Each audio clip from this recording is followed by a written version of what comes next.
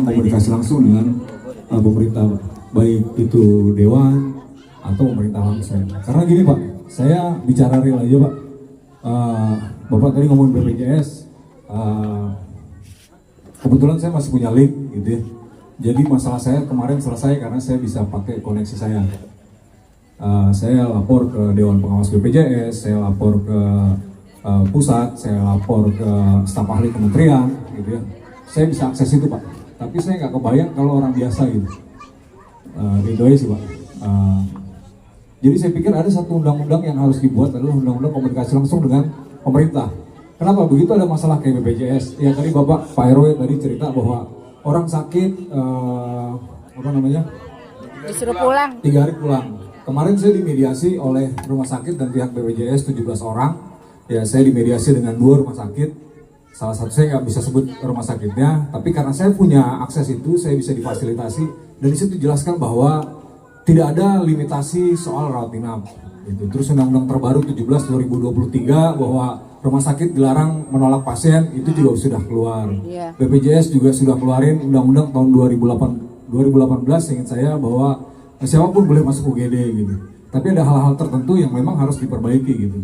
Nah yang jadi kendala adalah menurut saya setiap masyarakat, mau apapun usulan yang ada di sini, kalau nggak punya akses ke pemerintah, ya dia nggak bisa ngapa-ngapain gitu Pak.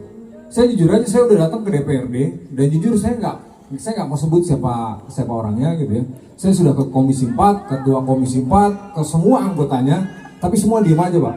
Jadi menurut saya komunikasi langsung itu penting.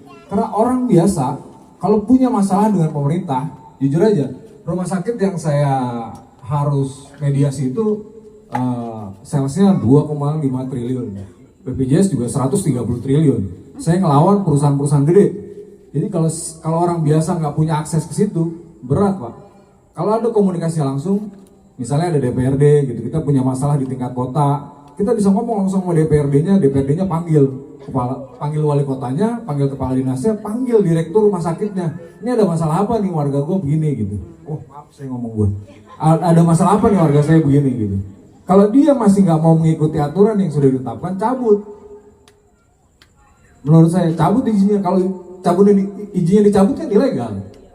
Pasti ada negosiasi gitu. Tapi kalau orang biasa nggak bisa akses itu, misalnya tadi yang sakit gitu ya. Terus misalnya ada usulan rebana, ada usulan musola, usulan jalan, itu kan infrastruktur. Dan menurut saya siapapun di Indonesia ini atau di masyarakat di mana aja, begitu punya usulan mau ngusulin kemana gitu. 2010 saya harusnya sekolah lagi dokter, saya berhenti karena anak saya sakit Pak. Dan saya nggak tahu saya harus ngomong ke siapa gitu. Saya berobat 4 tahun, jadi saya ngerasa banget bahwa BPJS itu berguna. Nah tinggal apa yang kurang dan itu yang harus diperbaiki. Nah begitu saya mau memperbaiki, saya lapor ke pusat, saya lapor ke staf ahli Kementerian Kesehatan, saya lapor ke DPRD tingkat kota. DPRD tingkat kota sampai hari ini aja masih belum ada aksinya Pak. Saya diselesaikan oleh staf ahli Kementerian Kesehatan dan Dewan Pengawas BPJS, itu pun karena saya punya koneksi. Jadi menurut saya ini zaman orang naik motor ya, kita mau pergi kemana aja tinggal pencet gitu kan. Jadi teknologi sudah memungkinkan. Kenapa nggak dibikin sebuah aplikasi lalu siapapun bisa, oh saya punya keluhan, saya punya usulan gitu, tanpa harus nunggu reses. Karena masalah kan bukan cuma hari ini. Terus kenapa undang-undang komunikasi langsung itu penting? Bapak boleh berjanji hari ini, Bapak boleh bicara hari ini, tapi besok setelah udah jadi kita mau komunikasi kemana? Dan nggak ada timeline gitu. Misalnya ada usulan, kita bisa lihat progresnya. Oh, usulan ini sudah jalan sampai sini, bulan ini udah selesai gitu. Masyarakat bisa lihat, oh ini dikerjain. Kalau enggak ya kita tekan lagi pemerintahnya. Oh itu nggak dikerjain gitu. Itu menurut saya sih Pak. Terima kasih. Assalamualaikum warahmatullahi wabarakatuh.